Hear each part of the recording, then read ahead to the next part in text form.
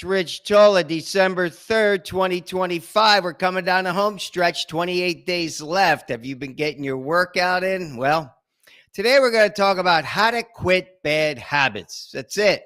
It's a pretty big one, but if you watched the show from Monday, right, episode 211, this is 212, I gave a shout out to myself because I've been 18 years alcohol free, and I consider that a bad habit.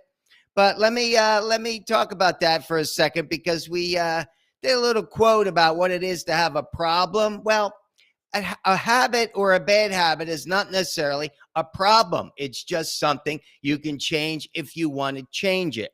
So we're going to be talking about that today. What is a bad habit? How do you change a bad habit? Maybe give you 10 reasons why you should and can do it. Because it's not magic, guys. Not at all. I mean, it requires, in my opinion, 5 things. This desire, discipline, perseverance, fortitude. You know what that is? Courage in the face of pain or adversity, and belief, which is the knowing you can. But let me digress for a second here, because you guys know I went to the University of Pennsylvania, Wharton School. I was a business guy, or, business student, worked on Wall Street, all that jazz, believed in capitalism, still believe in capitalism. But I want to talk about 2 guys in particular that we studied, really studied. One lived about 300 years ago. His name is Adam Smith. You guys know him. He's a Scottish economist and philosopher. He lived from 1723 to 1790. All right. He's a pioneer in the field of political economy during the Scottish Enlightenment period, which was an outpouring of intellectual and scientific accomplishments. So who is this guy? He was basically the father of economics and father of capitalism. So in 1776, sort of a big year for the U.S., right? He wrote a book called The Wealth of Nations. And again, he was a pioneer of the modern academic discipline of economics, right? But basically, in a nutshell, this is what Adam Smith believed. He believed that individuals are driven by self-interest. Hey, I go one step further. We're driven by self-enjoyment. There's where the habits come in. So we got Adam Smith and individuals driven by self-interest. All right. The second man I want to talk about that we studied, again, economics was the key at Wharton, Milton Friedman. Now, a couple hundred years later, Friedman he'd lived from 1912 to 2006. He was also he won the Nobel Peace Prize in 1976, but he was an American economist, statistician. But everybody knows Milton Friedman, who studied economics, especially modern day. He believed in free markets and limited government intervention. We're not talking about that today. I know with the whole theme of socialism going on, and we talked about that with Ed Winslow. I'll give a shout out to Ed on a previous show. But again, Milton Friedman's modern economics, right? And he helped popularize this phrase. Now, this phrase appeared about 50 years before he used it by this guy, Walter Morrow. He was a journalist. It appeared in a newspaper. How about this? There's no such thing as a free lunch. Milton Friedman went on to write a book, 1975, called There's No Such Thing as a Free Lunch. What does that mean? Real simple. It's impossible to get something for nothing. So you got Milton Friedman, it's impossible to get something for nothing, and Adam Smith, which talks about self-interest. All right, let's jump into bad habits. What does all this mean? Because take these 2 economists and apply it to the concept of bad habits. What is a bad habit? To me, bad habits create a feeling of euphoria, and they become bad because they're not necessarily good for you, right? So I listed what I consider the top 10 bad habits that people have. How about this? Drugs. Any type of drug, prescription drugs, steroids. All right. We'll talk about that in a second. Alcohol, right? That was a habit that I had, something that I considered was a bad habit that I wanted to change. Cigarettes or vaping, because that's very popular today. Number 4 is gambling. Okay. That's considered a bad habit. Infidelity. I consider that a bad habit. How about number 6? Food. Anything processed food, sugar, fatty foods, fried foods, and soda. Another one. 7 is shopping. It could be a bad habit, although shopping is fun, right? How about number 8? I call this deceit or lying. Number 9, if you're a workaholic, basically work too much. And number 10, any type of abusive behavior to another human being or living animal. So all of these, I believe, create a feeling of euphoria for the person who's developed the habit. Now, for all you young guys and boys and girls or women out there, you're young. So you want to try to stay away from bad habits, because in the first half of your life is going to determine the second half of your life. And let me tell you, at 62 years old, it's tough to change bad habits. As you get older, right, it becomes ingrained in you. Well, what are good habits, right? We talk about bad habits. What are good habits? Everybody know. Fitness, a daily fitness program. What about diet and nutrition, right? If you're a really good eater, stick to a proper diet. What about celibacy? Is that considered a good habit? What about honesty? And finally, I'm going to talk about being generous. Well, let me tell you, even good habits, again, there's no such thing as a free lunch. I mean, look at me, working out every single day. I used to walk 12 miles a day, work out hour and a half. I mean, but what has occurred? I'm paying the price for it. Today, when I woke up, right, it's 7 degrees here, which is brutal. I haven't had 7 degrees in I don't know how long. My body felt horrible, okay? Back was killing me, my shoulder, my knee. I didn't want to work out today. I said, I'm not going to do it. But I said, no, I have to do it.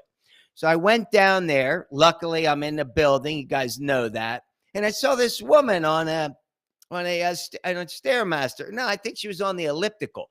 And, she was kind of going at it. And I'm like, okay, I'm going to do my 15 minutes. I'm just going to do 15 minutes. Well, when I got to 15 minutes, I said, I could do another 15 minutes. So I ended up doing 2 sets of everything. 30 minutes later is when I jump on the elliptical. I try to get 5 or 10 minutes in. I said, no. Let me do a little bit of abs and I'll get on the elliptical. And I was starting to walk to the door. I'm like, nah, okay, I did it. I pushed myself. So even good habits, I'm paying the price, but I still do them. I see these women and talk about diet and nutrition. I see these women on Instagram, right? I mean, they're so ripped. They have 0 body fat. Well, let me tell you something. You're going to pay the price in the future for that, without a doubt. Hey, I got three dear friends from my childhood: Joe Dodd, Carl Zuccarelli, and Linda Messina. Linda Messina looked like a goddess, okay? Her body was pristine. Joe Dodd, Carl Zuccarelli, well, they all took steroids back in the 80s, okay? Well, let me tell you, they're all dead.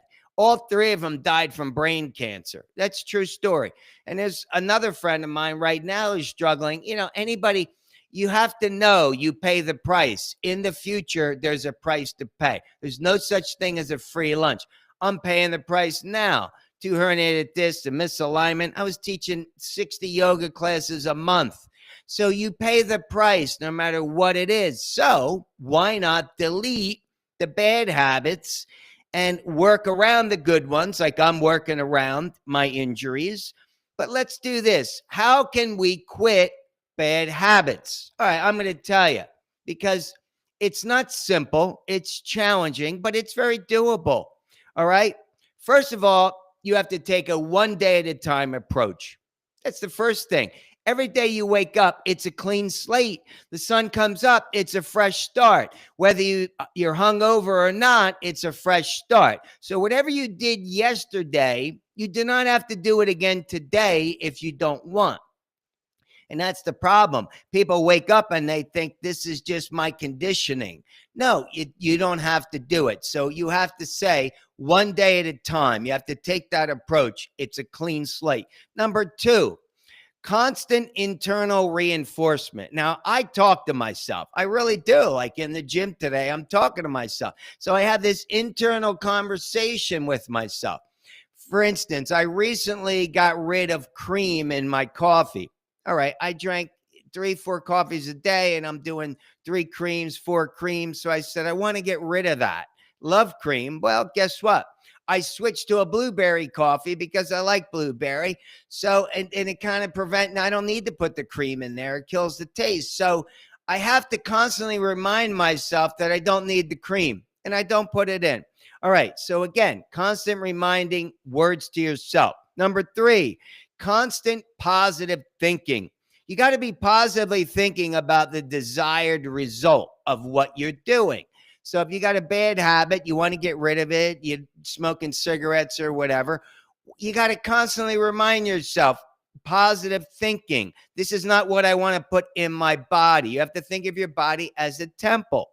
And if you do you want to put that in your body? Constant positive thinking. Number 4, seek support from family or friends. So, I mean, for instance, I don't drink alcohol. So if somebody who does drink a lot of alcohol calls me, I'm going to give them more support. Family and friends are key. But again, don't going to people like the guy that I used to party with had to do the intervention. By the way, he was I told you from last time's show, this guy had a cocaine problem. Well, it was a problem because he lost his job, he lost his wife, he lost all his money. That's a problem. So seek support from family and friends. Number 5, seek support from professionals, mental health professionals, health and fitness professionals, any type of professional.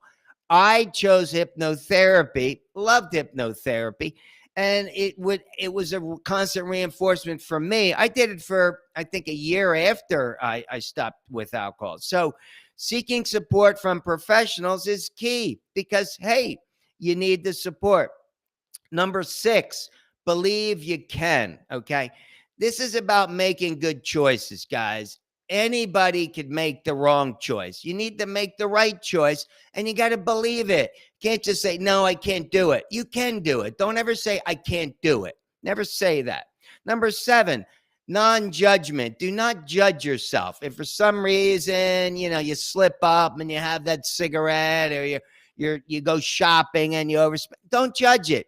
Tomorrow's a new day. Wipe the slate clean. Tomorrow, it's a new day. Number 8, accept the struggle. Hey, it's not easy. It's a struggle. It's painful. That's where the fortitude comes in. It's challenging, but let me tell you something. In time, it's easy peasy.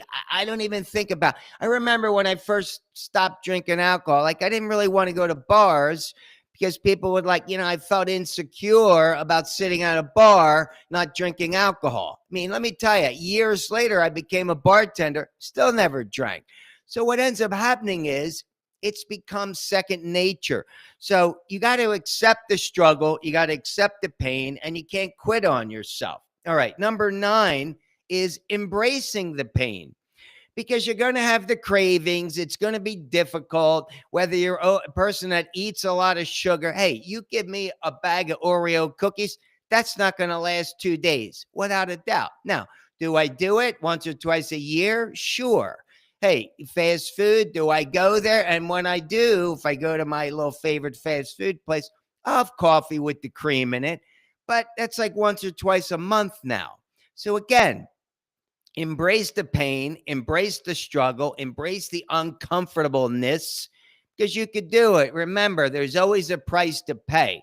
And number 10, you have to see the future you. You really do. You have to envision yourself as a person that goes into a place and doesn't have that bad habit. Hey, I do. I could go in any bar or restaurant on the planet, sit down. I don't even pay attention, and who cares what other people are thinking of you? It doesn't really matter. It's your life, your good choices for your temple. Believe me, guys, anybody can kill a bad habit. So, hey, that's all I want to talk about today is bad habits. But before I leave you, I want to leave you with a little reading from my book. You guys know this one, How to Drink from the Fountain of Youth. This is one of my favorites because, hey, I believe that anybody can, but this is step 30. I did 30 steps to everlasting youth. This is the last step, which what I did was I took chapter 67 out of my memoir, which I wrote, 12, 13 years ago. And I took it excerpt from it because this one I think is key. It's called self-correct. Awesome. Let me read you this. If you consider Lucy, a 3.2 million year old ape, as our human ancestor, then as a species, we've been around for a very long time. Individually, though, it's less than 100 years. The way I figure it, I'll be happy to get 80 great years out of it. So why not keep my mind and body as young as possible? How do I plan on doing that? Through proper diet and exercise, two of the hardest simple words in the English language. Because to do each one correctly requires pain and sacrifice. Maybe discomfort is a better word than pain, but you know what I mean. And to master each of these two simple words, all right, let me get this right. Let me read that. And to master each of these two simple words, you need to self-correct. Self-correct refers to making adjustments along the way, constantly reminding yourself to make the better choice. That's it, guys. It's all about self-correction because we're not perfect, right? Nobody's perfect. And if you have a bad habit and 10 days, a week from now, you kind of regress, whoopee-doo, self-correct. So all you got to do is put yourself back on the right path. You can do it.